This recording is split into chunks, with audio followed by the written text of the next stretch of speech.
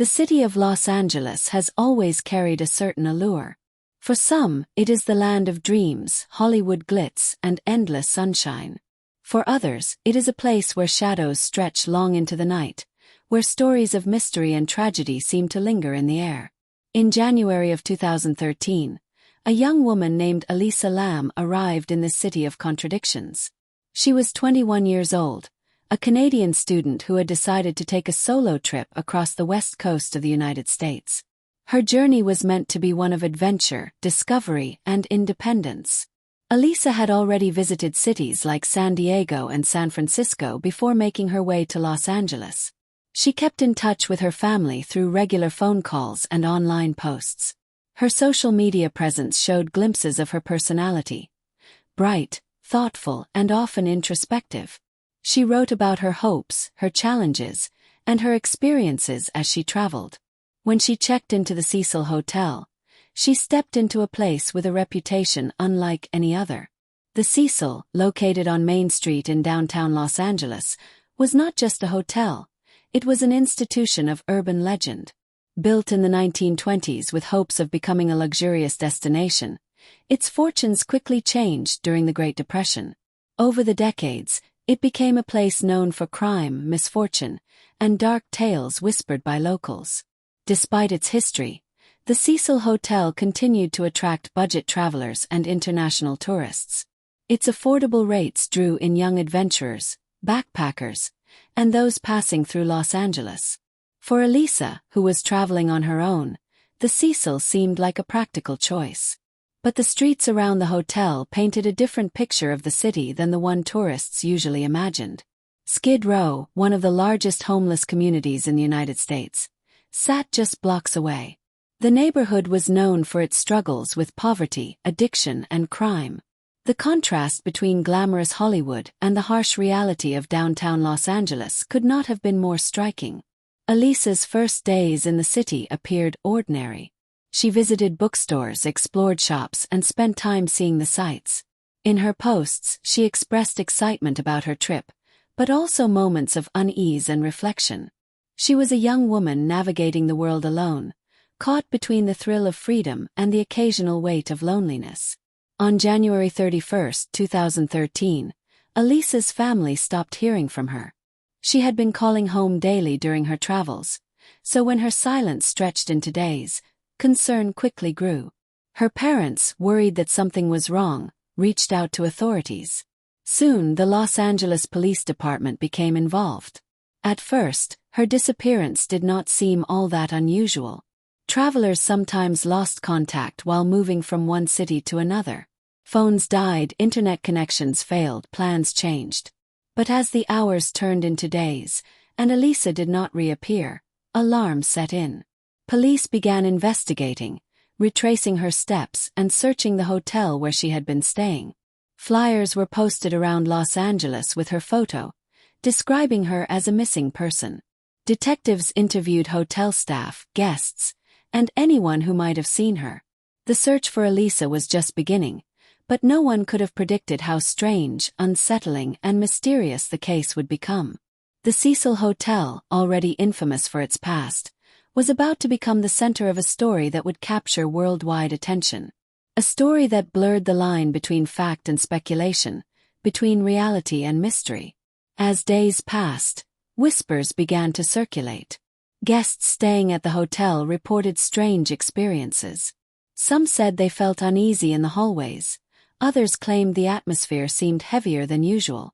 For those who knew the Cecil's history, Elisa's disappearance seemed like the continuation of a curse that had haunted the building for decades.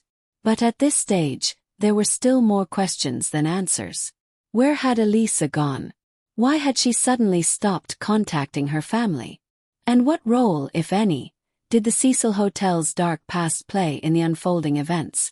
As police dug deeper, the search for Elisa was about to take a turn, one that would leave the world puzzled, disturbed, and endlessly curious. The strange case of Elisa Lam was only just beginning. When Elisa Lam's parents reported her missing, the Los Angeles Police Department took the case seriously. She was young, traveling alone, and had abruptly stopped communicating with her family, something completely out of character. officers began their investigation at the Cecil Hotel, the last known place Elisa had been seen. Detectives arrived, speaking with hotel staff, managers, and guests. They searched her room, looking for clues, anything that might suggest where she had gone or what she had been planning. Elisa had been staying in a shared room, a hostel-style arrangement with other travelers. But according to reports, her roommates had complained about odd behavior. The hotel eventually moved her to a private room. What kind of behavior this was remained vague, described only as unusual or concerning. It added another layer of mystery. What exactly had Elisa been experiencing in those final days? Hotel staff told investigators that Elisa had been friendly, but also quiet. She spent much of her time exploring the city alone. Her last confirmed sighting was inside the hotel itself. But after that, it seemed as if she had vanished without a trace. As the search widened, police released information to the public. Flyers were posted across Los Angeles featuring Elisa's photo. News outlets picked up the story, broadcasting details of her disappearance. The community began keeping watch, hoping someone had spotted her. Still, days turned into weeks, and no sign of Elisa surfaced. Her credit cards, phone, and belongings remained untouched. She had not checked out of the hotel, nor purchased tickets for travel elsewhere. It was as though she had simply disappeared inside the walls of the Cecil. Detectives faced challenges from the very start. The Cecil Hotel was large, with hundreds of rooms and a labyrinth of hallways. Guests came and went constantly, many staying only a night or two. The building's age and design made it difficult to monitor. Even with police dogs brought in to search, the trail quickly went cold. But there was one detail investigators hoped would provide answers: the hotel's security cameras. Like most large buildings, the Cecil had cameras installed in its elevators, hallways, and common areas. Detectives reviewed hours of footage, scanning frame by frame for any glimpse of Elisa. Most of the recordings showed nothing unusual. Guests entered and exited, staff went about their duties, time passed normally. And then they found it. A recording from one of the hotel's elevators captured Elisa on the night she disappeared. What the video showed would soon become one of the most infamous and puzzling pieces of evidence in modern history. In the footage, Elisa enters the elevator wearing casual clothes, a red jacket over a dark top and shorts. At first, she appears calm. She presses several buttons on the panel, as though choosing different floors. But then her behavior shifts. She steps back into the corner of the elevator, glancing around nervously. She leans out of the door, peering into the hallway, as if checking whether someone is there. She quickly retreats inside, presses more buttons, and hides against the wall. For minutes, she moves strangely, stepping in and out of the elevator, waving her arms, making unusual gestures with her hands. At times, it looks as though she is talking to someone unseen, or perhaps to herself. Her movements are erratic, sometimes playful, sometimes fearful. Finally, she exits the elevator and disappears from the camera's view. The elevator doors remain open for long stretches of time, as though malfunctioning, before eventually closing. When investigators first viewed the footage, they were baffled. What exactly had they witnessed?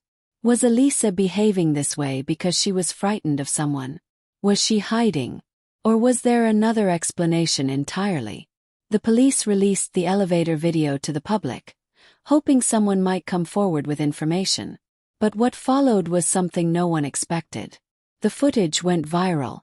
Millions of people around the world watched it online, analyzing every frame.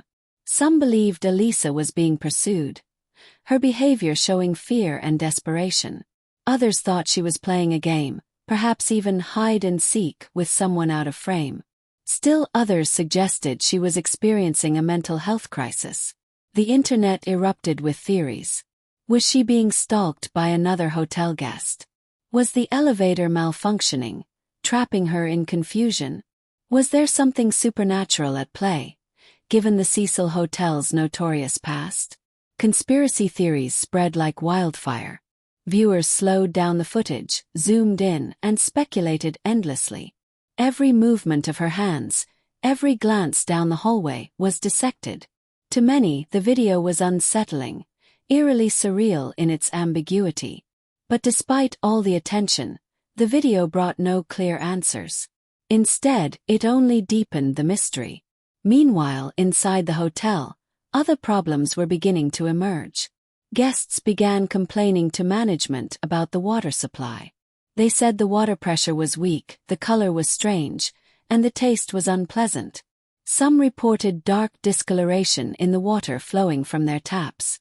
For days, these complaints grew louder, until the hotel finally sent maintenance workers to investigate. The workers climbed to the roof, where the hotel's large water tanks were located. These tanks supplied water to the entire building, for drinking, bathing, and cleaning. What they discovered there would turn the case from a missing persons search into a chilling mystery that stunned the world. The strange case of Elisa Lam was about to take its most shocking turn. By mid-February 2013, it had been nearly 3 weeks since Elisa Lam was last seen. Her family remained desperate for answers, while police continued to search the city and question anyone who might have information. But inside the Cecil Hotel, something else was happening, something that would finally bring the case into the spotlight in the most unsettling way. Guests were complaining more frequently about the water supply. Some described the water as dark, with an unusual taste. Others reported low pressure, barely enough to shower or brush their teeth. The hotel's management, faced with a growing number of complaints, dispatched maintenance workers to the roof. The Cecil's roof was not easily accessible. Locked doors, alarm systems, and ladders protected the area from unauthorized entry. But the workers climbed up anyway, determined to solve the water problem. On the rooftop stood 4 massive water tanks, each large enough to hold thousands of gallons of water. The workers opened one of the tanks and peered inside. What they saw would change the investigation forever. Inside the water tank, they found the body of a young woman. It was Elisa Lam. News of the discovery spread quickly, shocking guests, staff, and the wider world.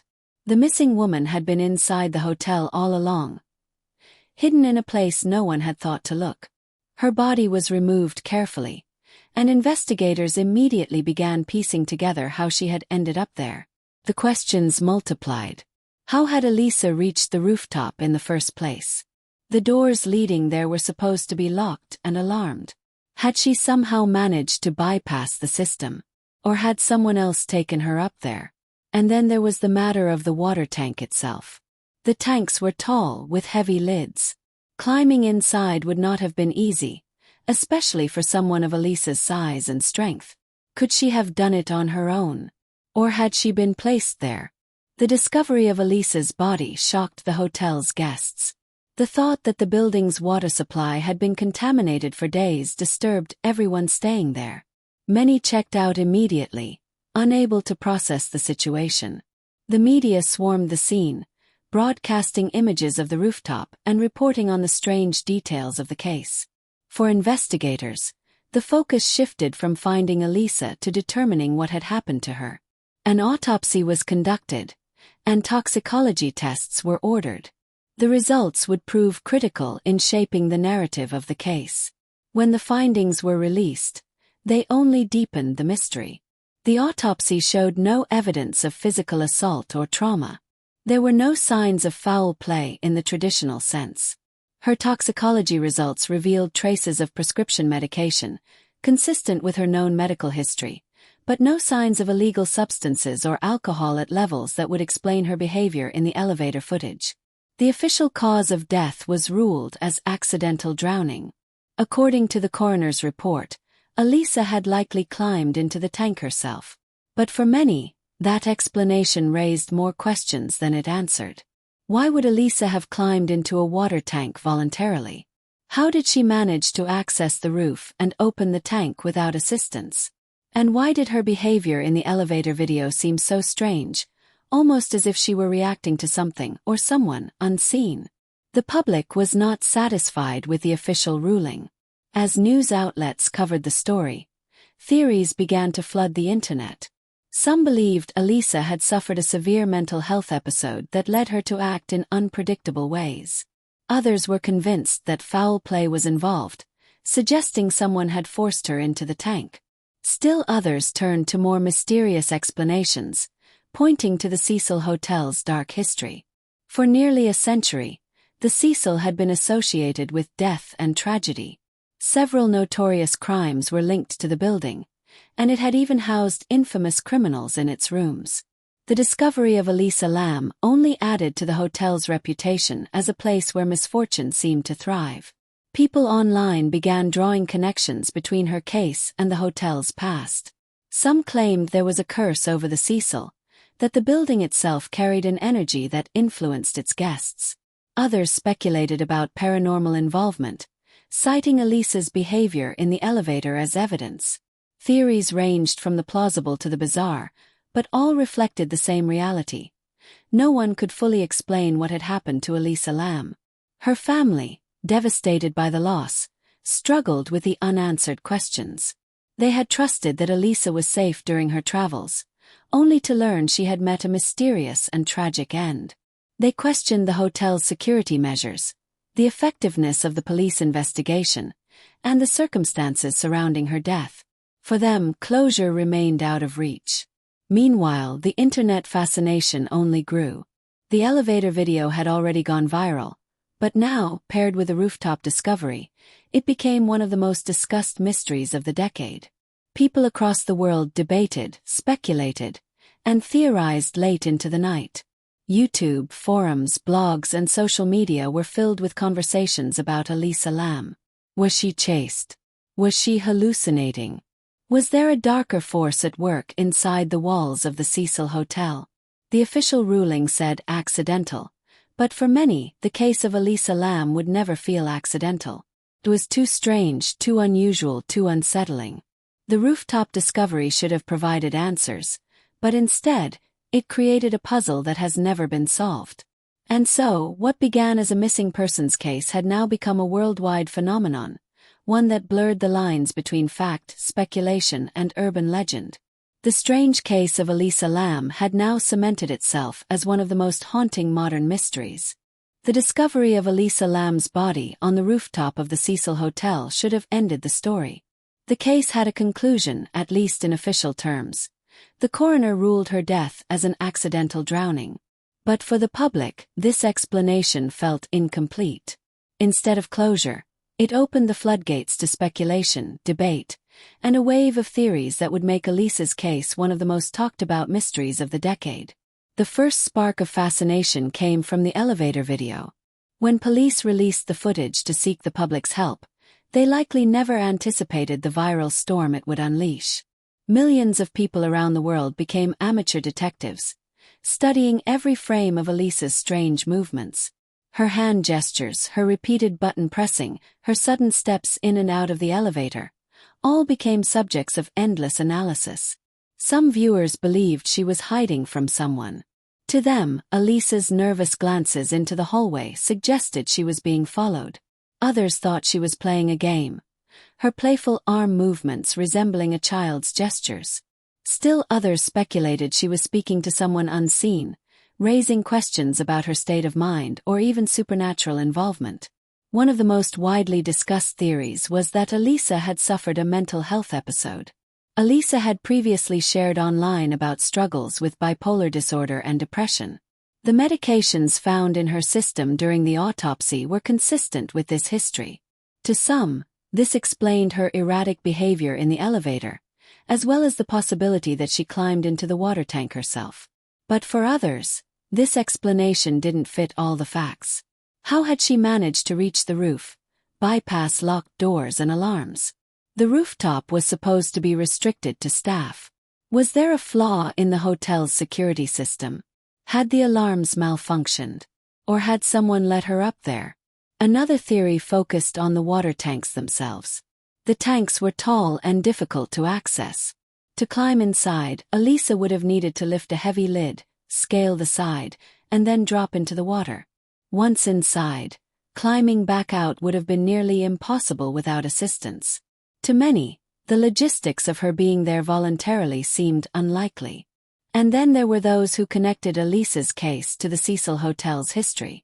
Over the years, the hotel had developed an infamous reputation. It had been the site of numerous deaths, including suicides and crimes.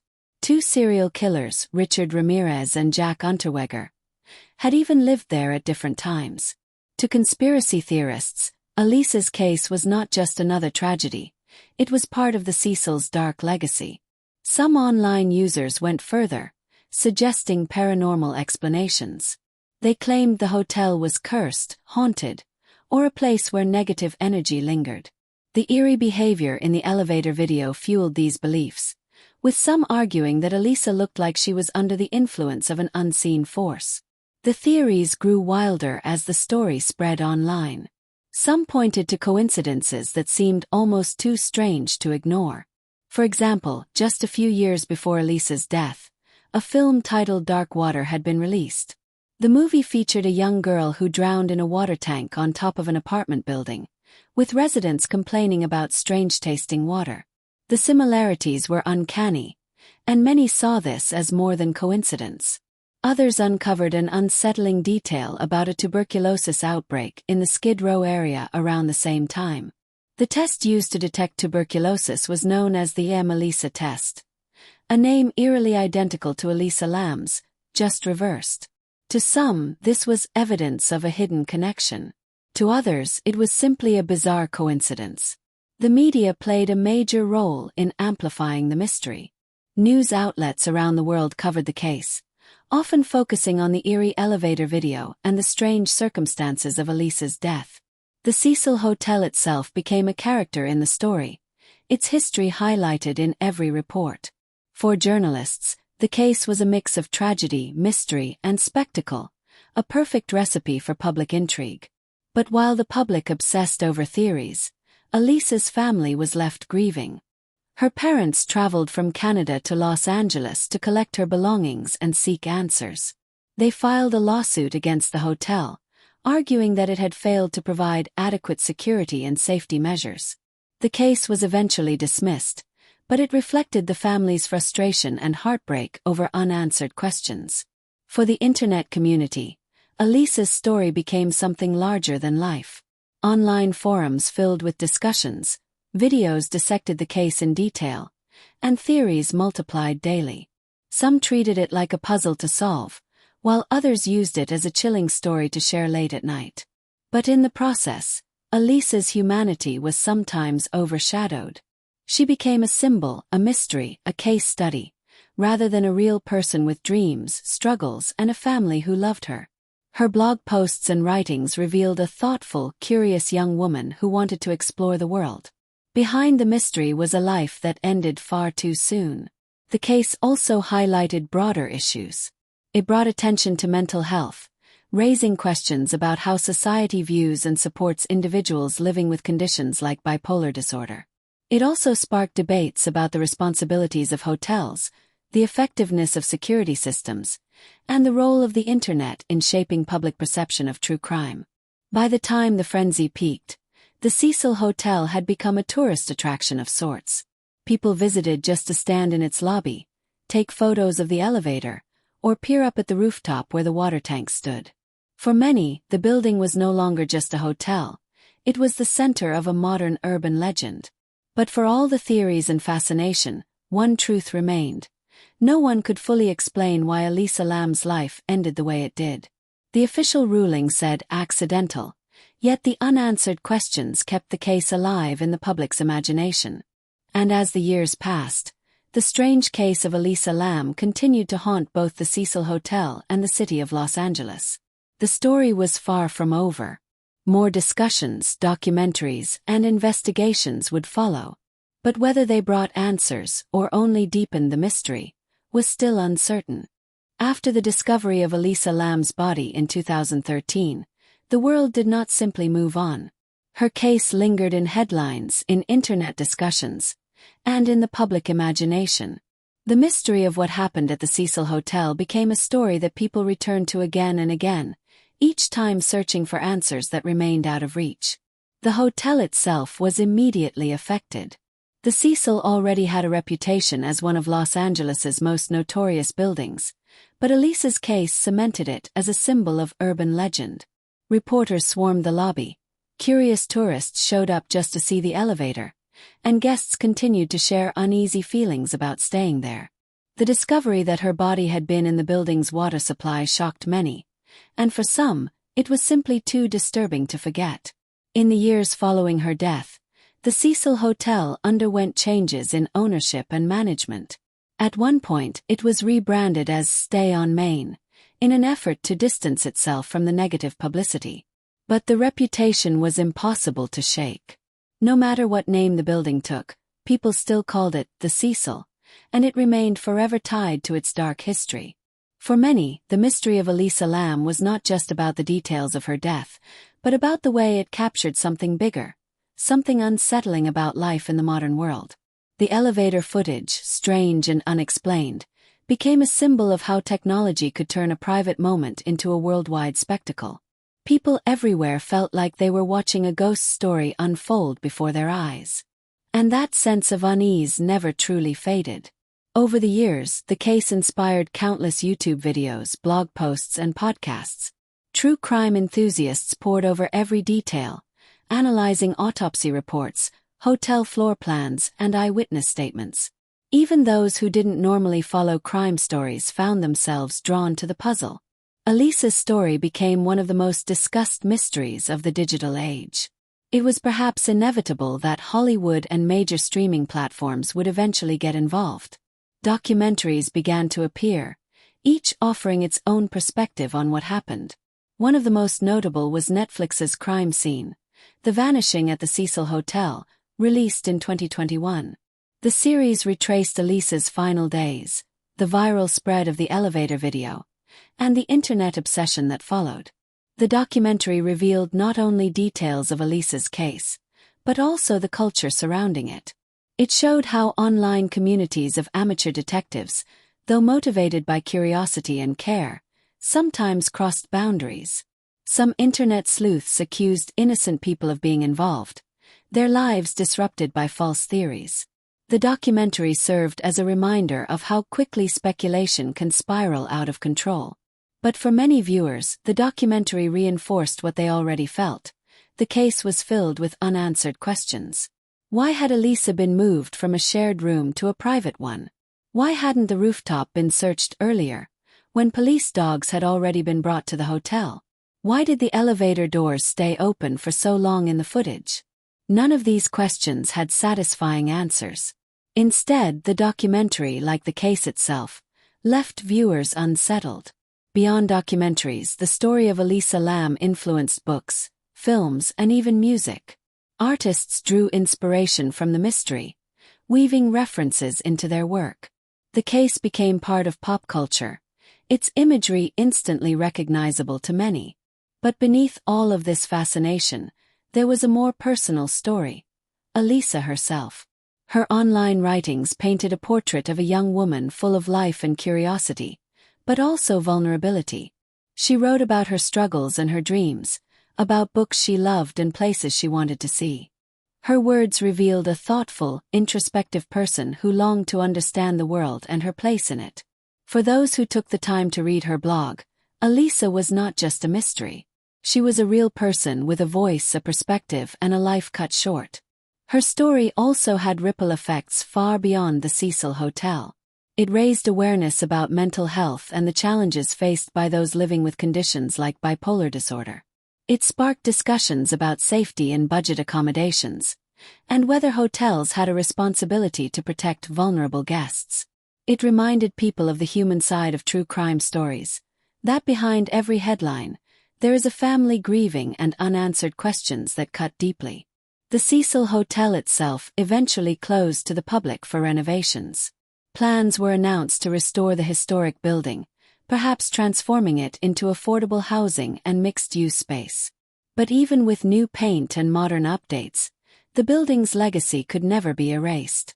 To this day, when people hear the name Cecil Hotel, they think not of its architecture or its history as a downtown landmark, but of the tragedies that unfolded inside. For Los Angeles, The case was another reminder of the city's dual nature. On one side, it is a place of dreams, filled with sunshine, entertainment, and opportunity. On the other, it is a city of shadows, where poverty, crime, and unanswered mysteries coexist just blocks away from glamour. The Cecil, sitting on the edge of Skid Row, symbolized that contrast perfectly. Elisa Lam's case became more than just a true crime story. It became a cultural mirror. It reflected society's fascination with mystery, the power of the internet to shape narratives, and the deep human need for answers in the face of the unknown. But perhaps most of all, it showed how tragedy can linger long after the facts are written down. Because facts alone did not explain what happened. Facts could not capture why the elevator footage felt so haunting, or why the rooftop discovery felt so improbable. Facts could not fill the gaps left behind by questions that refused to be answered. That is why the story lived on. Why people kept searching. Why the strange case of Elisa Lam became one of the most enduring mysteries of modern times. And as the years went by, the fascination did not fade. It grew, evolving with each retelling, each new theory, each late-night conversation on the internet. Elisa's case was no longer just about one woman in one hotel. It had become something larger, a story that spoke to fears and fascinations that exist deep in the human heart. But even as the world debated and theorized, the most important part of the story remained simple.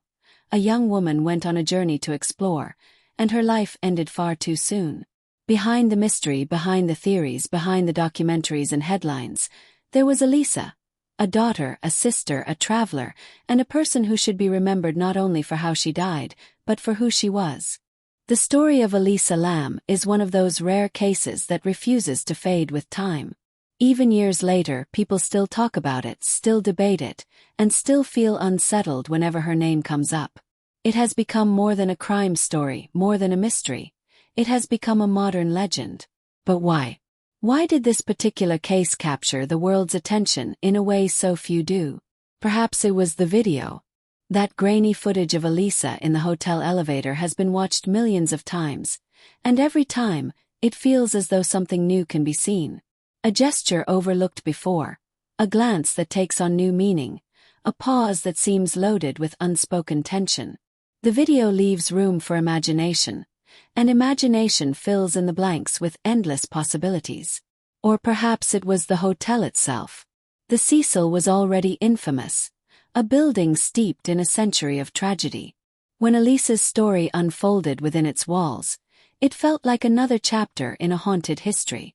The setting gave the story a backdrop that felt almost cinematic, a real place, but one that seemed larger than life. And then, of course, there were the unanswered questions. How did Elisa reach the roof? Why didn't alarms go off when she entered a restricted area? Could she have opened the water tank alone? Why did the elevator behave so strangely? Each question fed speculation, and speculation kept the mystery alive. Even today, people remain divided on the explanations. Some are convinced that Elisa suffered a severe mental health crisis that tragically led her to the rooftop water tank.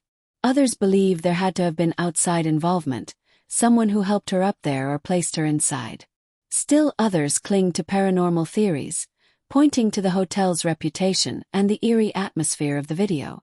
The truth most likely lies somewhere in between what is known and what can never be known. The official ruling of accidental drowning may be correct on paper, but emotionally, it does not satisfy the human need for understanding. We crave stories with clear beginnings, middles, and ends.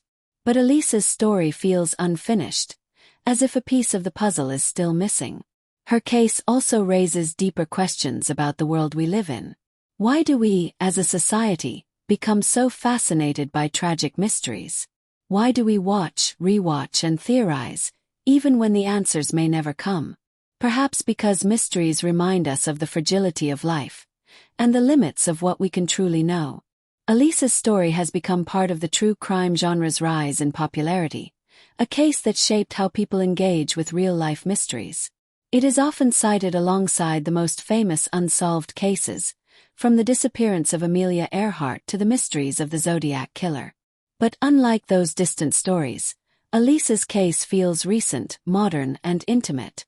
It unfolded not in history books, but in the age of the internet, where millions could watch events in real time and contribute their own voices to the conversation.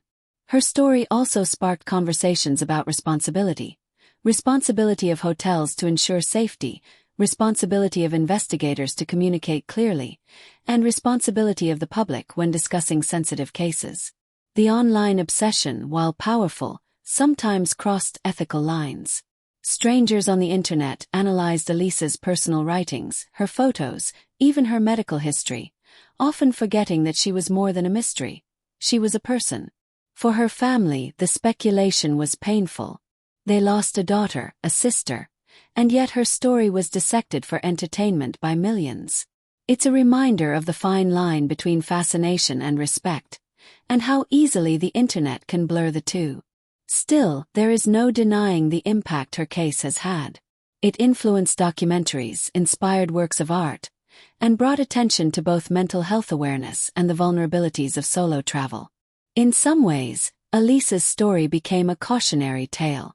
In others, it became a symbol of the unexplained. The Cecil Hotel, too, has been transformed by her story. Though it has undergone renovations and rebranding, its legacy will forever be tied to what happened in 2013. For many, the building will always be that hotel, the place where Elisa Lam's mystery unfolded. No amount of new paint or new management can erase the shadows that linger there. And yet, amid all the theories, speculation and fascination, perhaps the most important thing to remember is the simplest. Elisa Lam was a young woman who deserved to live out her journey. She deserved to finish her travels, return home to her family, and continue exploring the world. Her life was more than the way it ended, and her memory deserves respect beyond the mystery. The strange case of Elisa Lam at the Cecil Hotel is, in the end, a reminder of how fragile life can be, and how quickly the ordinary can turn into the extraordinary. A trip to Los Angeles, a stay at a downtown hotel, a moment caught on camera. These became the elements of a story that the world could not forget. And while the facts may never change, the questions will never fully fade. What really happened in those final moments? Why did the elevator behave as it did? Could anyone have prevented what happened? Or was it one of those tragedies that defies explanation, leaving behind only mystery? For some, the unanswered nature of Elisa's case is what makes it so haunting. For others, it is the humanity at its core, the loss of a young life and the grief of a family left behind. For all, it remains a story that will be told and retold, each time with the same sense of unease and fascination. And so, the case of Elisa Lam lives on, not just in police reports or autopsy results, not just in internet theories or documentaries, but in the collective memory of those who heard it. It is a story that belongs to the modern age, one that could only have unfolded in a world where cameras record everything and the internet shares it instantly. But perhaps the truest way to honor Elisa's story is not through endless theories, but through empathy. To remember her as a traveler, a writer, a daughter, and a young woman who deserved so much more. To acknowledge the mystery, yes, but not let it overshadow the life behind it.